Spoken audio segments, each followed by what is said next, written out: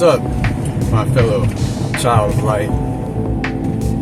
Just want to jump on here because I'm sitting here thinking to myself, I've been on a couple lives with people talking about things, debating things. Unfortunately, what it ends up turning into when you're discussing beliefs, especially when it comes to religion, right? So I realized it's nearly impossible to keep from having somewhat of an elevated emotional state when you're discussing some of these things, because when you're talking to somebody that has a different belief than you, even if you've had the same belief at some point, these beliefs are deeply rooted, and some are just because of the fact that there is no question, there's no doubt, like in my mind, what I know to be true. And I'm not saying that I know everything, but I do know some things that are truth, right? And then on the other side of the coin, if somebody has been, conditioned and, brainwashed, as we all have been at some point, it's not something you can just simply disregard or remove the veil from their eyes, because quite frankly, that's just not our job. You should never, I guess. Alright, I'll take that back. There's very few times that you might find yourself in a place where you are justified to convince somebody differently of their poor belief. And considering that correct timing would be something that would benefit them, immediately, and trying to argue with somebody or debate their beliefs it's not good for anybody, really. I mean, maybe at some level, because it plants a seed, but there's better ways to plant seeds. So, as an example, and Jesus is a great example, Yeshua. He did not go around shoving his beliefs or convincing others. He simply was that light and led others through that existence of pure love. And that is what we are called to do. That is one thing that you can definitely grasp from the Bible, is that we should all be the idea that we have of who Jesus was, who Yeshua was. Okay. Rather than trying to convince others of our truth, we live in our truth in pure love. And if we are offered a question, a sincere question that is looking for a sincere answer, then of course, that is our opportunity to share meaningful insight for that person, to help them better comprehend this existence and who they are and what they've been taught and what's been twisted, so on and so forth. The last thing I ever want to do, though, is to offend somebody or make them feel less than, because that's probably my biggest problem with religion, is to make somebody feel, is how religion makes people feel that they are less than, and that we are meant to be lower than Yeshua and outside of our highest being's greatness, or in other words, out of God's grace, without worshiping and a man figure from the past.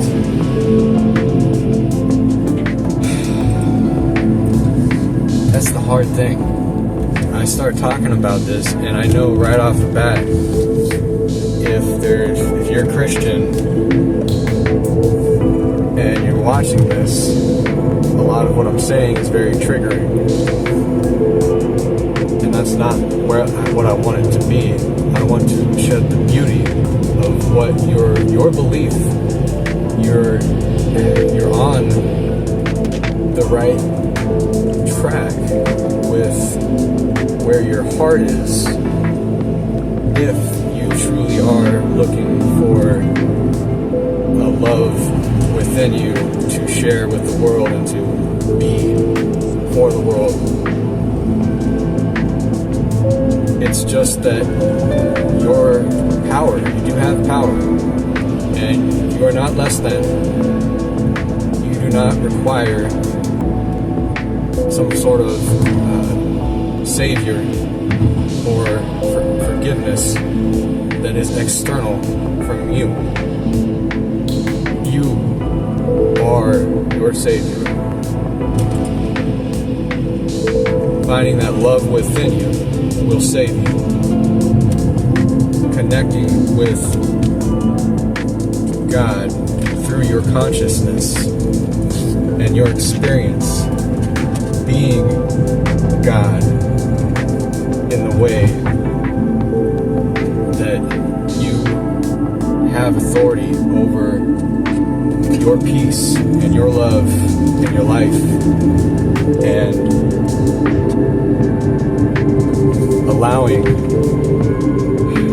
the shell that has been built up around you in the form of an ego or an identity,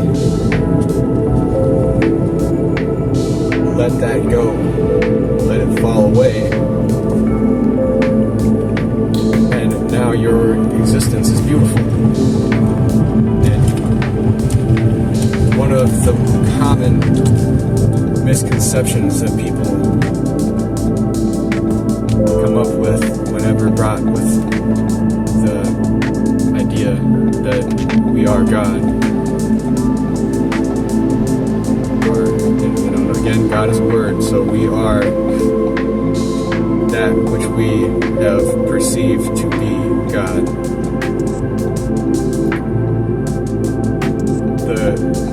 A common fear is that, well, if we're all God, then we're gonna, that means, so you think that we have authority over the entire world, and authority over other people, or that we can bend this entire existence to our will in the blink of an eye? No. And that's not how God really works.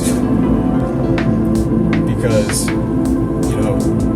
what you're going back to with this idea of God is this external thing that created everything.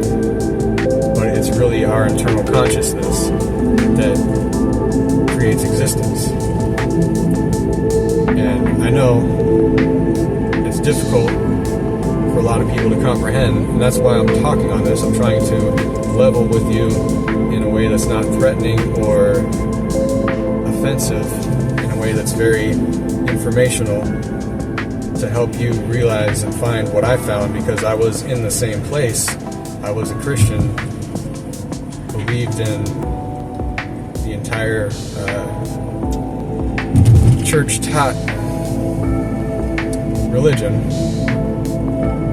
from the time I was born to the time I was 30. Now, was I living a holy, sinless life? Absolutely not. In fact, I feel that once I was awakened and shed the shell of my ego and found that love within and turned away from religion, I have improved my life and my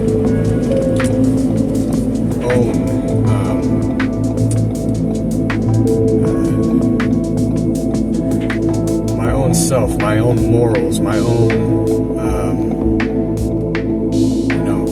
accountability, and my own love and caring for others has transformed immensely.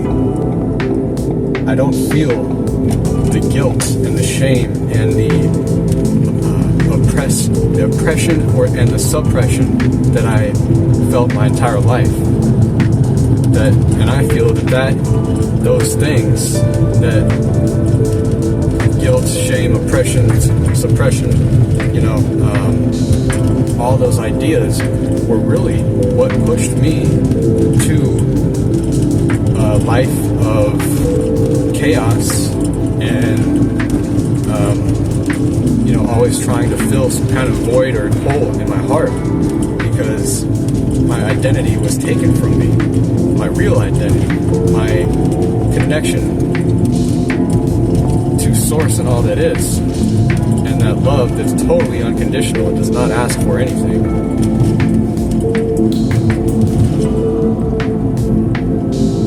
That and the idea that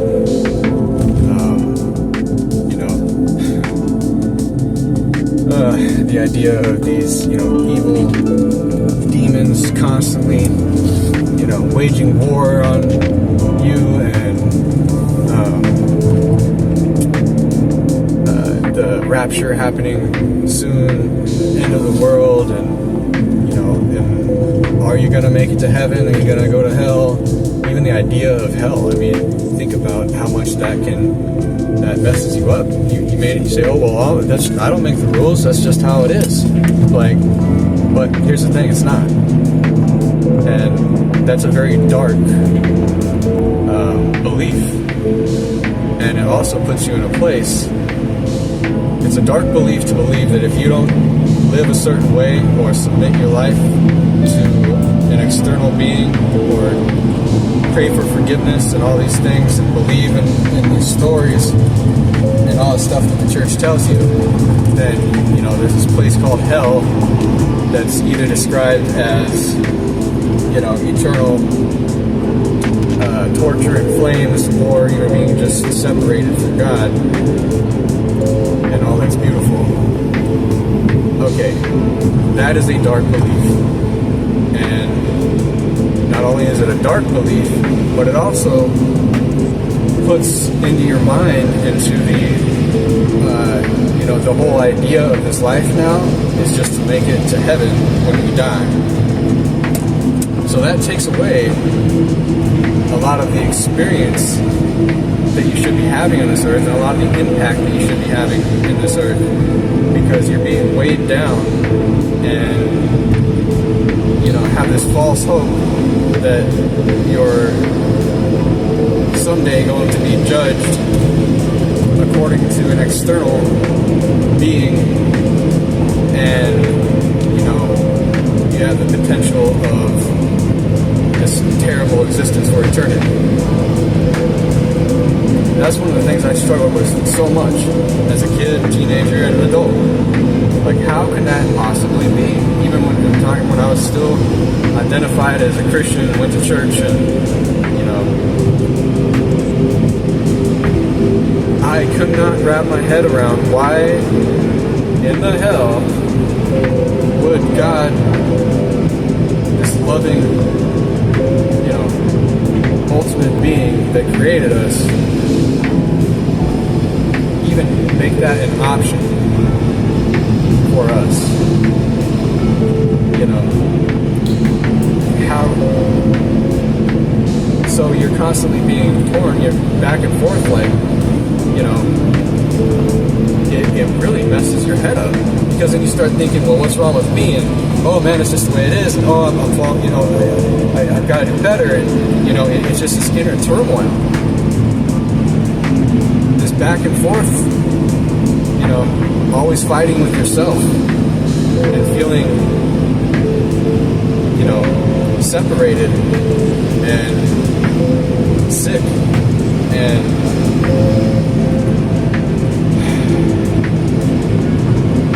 I don't want to tear down somebody's beliefs or their religion for the sake of proving myself right or proving them wrong or anything that falls short of helping people free themselves and break the chains that I finally broke in my own life, and I want to share that, because to me it is the ultimate gift, and it is also the ultimate right that has been taken from us, or was taken from us at some point in our life. If you're still wrapped up in that idea. Most of us grow up in a religious family. A lot of us have. And so since birth, we've been taught this. We never knew anything different. To think of something different would bring up all these ideas of fear that we were being led down a path of the devil, you know, and you know, that we were constantly afraid of this evil side of us or something, you know, of this human side, and that digs you deeper and deeper into that state of what feels like evil or disconnection from all that is holy, all that is good, all that is beautiful, and all that is eternal love, light, unconditional. The further you're pulled away from experiencing that and being that, the closer you're being brought to fear and chaos and sadness, emptiness, loneliness, desperation. You know, it's like taking air away from you. When you get it back, it is absolutely that life-changing. When those chains are finally broken, it's like you breathe for the first time. Being stuck underwater for so freaking long.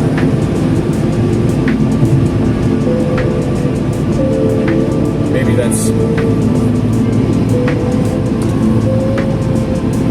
a little bit of an exaggeration, but only a little bit of it is. I mean, for me, the depths of the darkness that I felt myself in, no matter how hard I tried to be all that I thought I should be in the eyes of the church.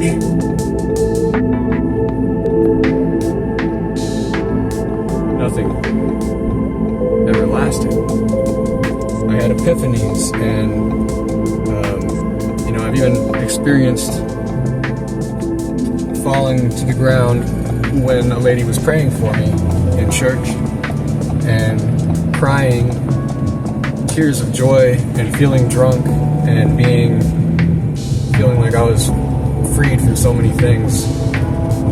It was amazing. And then it was like the next day, I was back in the same spot. And that's what I would see. It's like you have this, good feeling and then fall flat on your face again. And there was never anything that was lasting, because deep down I knew that I was still missing something, that there is still a disconnection,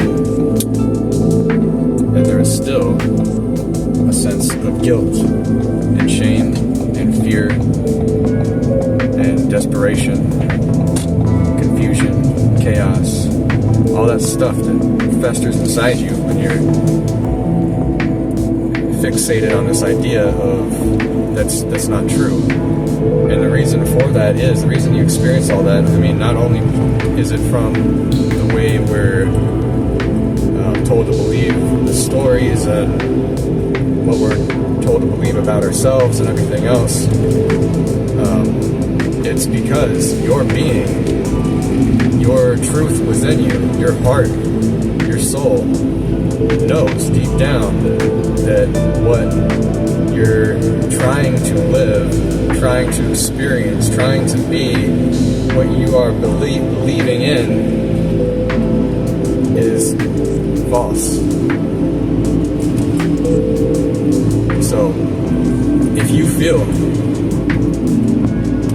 any level, and I know this is how it always was for me, everybody I ever talked to that was a Christian, everybody I still talk to that's a Christian, there's always this trouble they have with the idea of faith and having faith. The reason you have trouble with your faith is because there is something wrong with it. That's not the devil, all right? That's not a lie. What you're feeling within yourself is truth. When you don't feel there's something wrong, that's your intuition, that's your heart, that's your soul, rejecting the lies and the conditions and limitations that you're trying to place onto yourself through that belief. It's like it's trying to smother your light, your flame.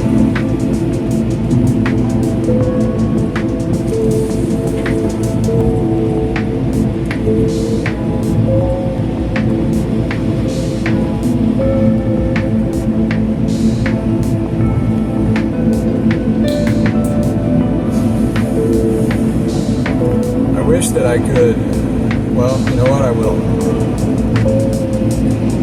I will figure out a way. I've been working on it in my mind for a long time. I will start to put it down on paper and creating something to help. Only those who are seriously searching for the truth that is beyond their experience as it is, or for a deeper comprehension of the truth that they already know. I will put something together the best that I can to help those that are searching for the light and the truth become. I want to make something that is comprehensible and easy to grasp and transcend all the levels of darkness and illusion and confusion that has been placed into the lives of so many good people. We're all good people. We're all inherently good, despite what you may have been taught. We are all inherently good. We are all inherently children of the light. We are the expression of all that is holy and all that is beautiful and all that is love. Any person that experiences a disconnection from that, which most of us have, will experience things about themselves that they do not like, that makes them feel not okay, not right. And that is also your intuition.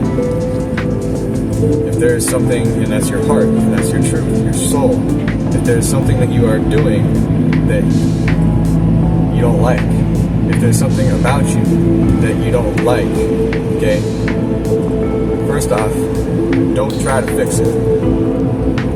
Sounds counterintuitive, right? No. Don't try to fix it. First thing you need, if you have found what I have found, if you have come to that grasp of connection with your higher self and power and all that you are, then you'll already know this.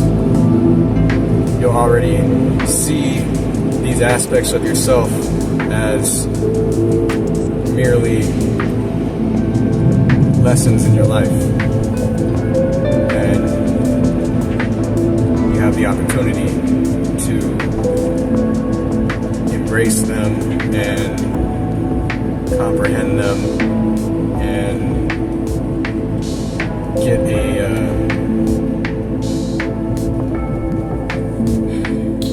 learn from them, these aspects of your life or yourself that you don't like. But if you have not come to that point, and there's still these aspects of yourself that you feel either terrible about, or angry at yourself about, or hopeless about, or less than, whatever it is that you want to change about yourself, the first thing you got to do is find yourself. Find the love within you. Find your real, true, eternal connection to Source and all that is and all that ever will be.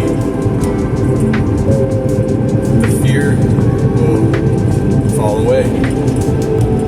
The desperation, the guilt, the shame, all these things will fall away. And you will feel a light within you.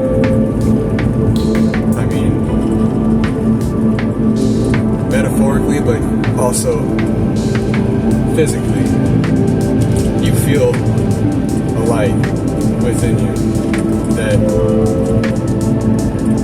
overcomes anything that is outside of the truth.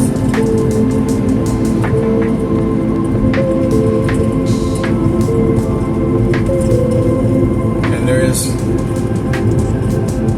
only knowing. There is only, you want to learn all these different aspects of yourself. It's like being introduced to a whole new version of you, a whole new body, a whole new mind, a whole new world. Now you have the chance to explore, and it's much more beautiful and deep, complex than you ever have experienced before.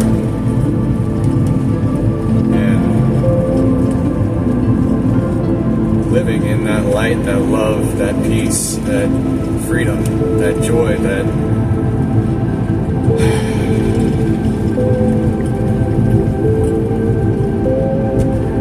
protection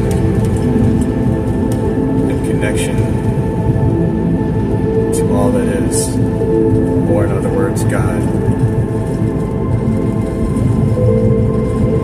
And yourself.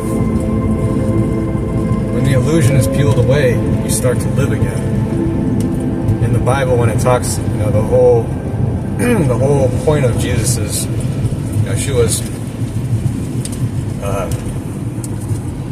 existence and incarnation on Earth totally revolves around being born again. Being born again is not something that should be taken lightly. When you go to church and they call you up and they say, you do the prayer, and accept Jesus into your life, and now you're born again. Do you realize how shallow and how many times do you have to do that before you're actually born again? I don't know how many times I've done it. When I was a kid and teenager and even as an adult. I was constantly going up there, trying to be born again, trying to ask Jesus into my life again and all these things, right? And you feel good, for that night, that day, maybe the next day, and then right back, it's not a real thing. Being born again is much deeper than, speaking your life or your soul, giving your heart and soul to an external being that is portrayed to you by an organization.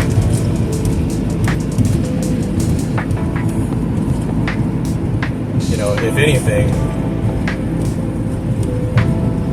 selling your soul,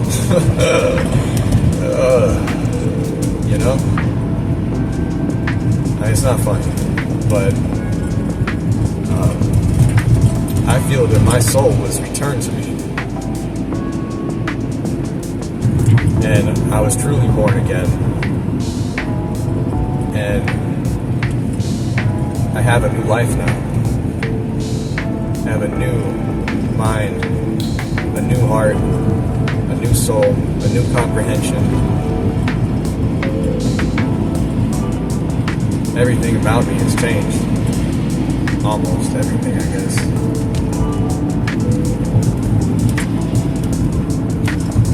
And it's beautiful. And I finally really love myself. And I finally really love the world and everyone around me. I finally see what love really is and what life is really all about.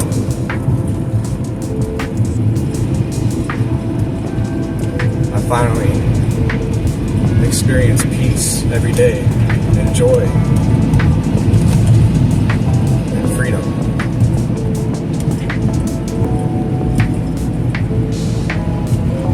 And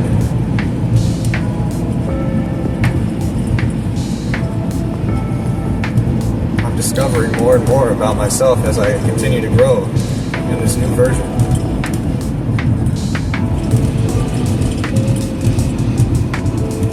It's amazing and beautiful, and that is why I want to share it with everybody that wants to find it. I mean, here's the thing: if you look hard enough for truth, if you keep finding, you keep searching until that feeling inside you, that doubt, that something's not right, you don't know everything yet, there's something's not sitting well with you, you don't feel that deep-seated peace and that love within you and that freedom and that joy. And that,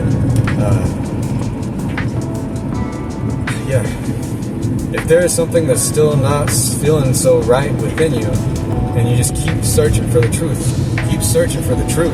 I mean, if I told you about my search for truth and how much I put into it, how deeply I've gone, how many different things I've studied and experienced for myself, it was all in the pursuit of truth. And then I finally found it.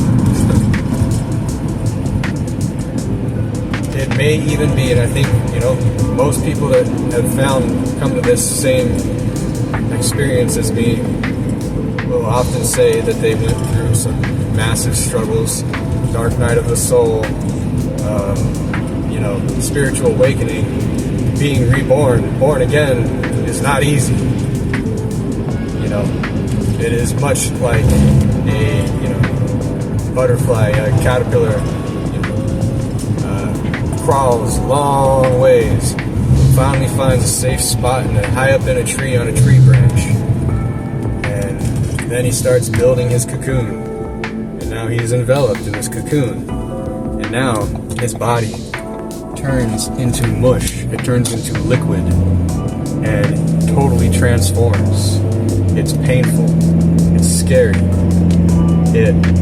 Everything you knew before no longer exists in the same light. But now, after this transformation, you emerge with beautiful wings and ultimate freedom. And you're no longer worried about getting stepped on.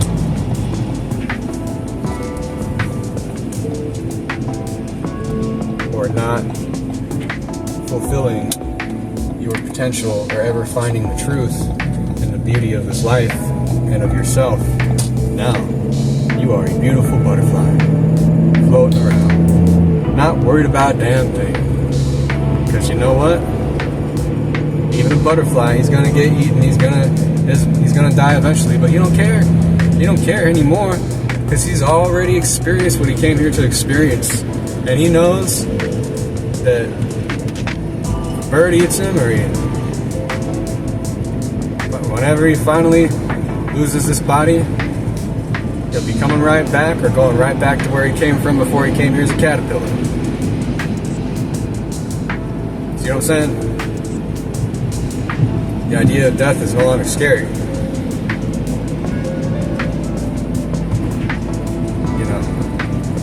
The scary thing for me is thinking about ever leaving my kids behind or something like that, because I want them to always feel my love, and I want to experience their life, and I want them to always have me in their life, until I'm old. And I still got a long ways to go as far as the things I want to accomplish in life. So, but at the same time, I know that when it's my time, it's my time. And I am totally at peace with that, because I know that I planned out my own life before I came here. And as long as I stay in this walking of truth and love, as long as I stay a butterfly, everything will work out how it's supposed to and how it's going to. And even if it ended today, it was still beautiful. And beauty will continue to pour out from my existence. All of our existence, all of our presence has an impact on this entire world. Whether you realize it or not, I hope you do someday. I know you will someday. We will all come to this. We will all come to this place eventually. We will all become butterflies eventually. Even if you fight tooth and nail to never experience the truth, or never cocoon or emerge as a butterfly. Maybe you won't in this lifetime, and then you'll come back. Maybe you won't in that lifetime either. I hope you do, but we will keep coming back until we find this. And then we probably will come back again. Not necessarily to find this again, but in order to express this for those who are having trouble finding this. And that is why I am here. That's why I'm talking. That's why I'm putting it all on the line. My reputation, my everything. By speaking this, speaking the truth.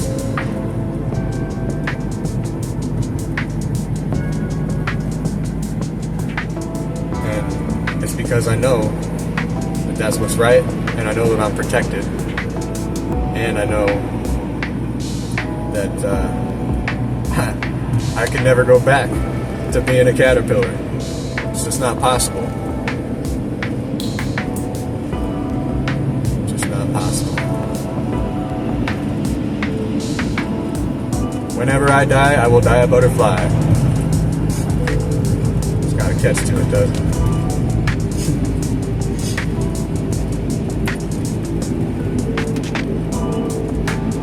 So, if you want to learn how to build a cocoon and how to persevere and endure chrysalation, transformation, so that you can emerge as a beautiful butterfly, let me know.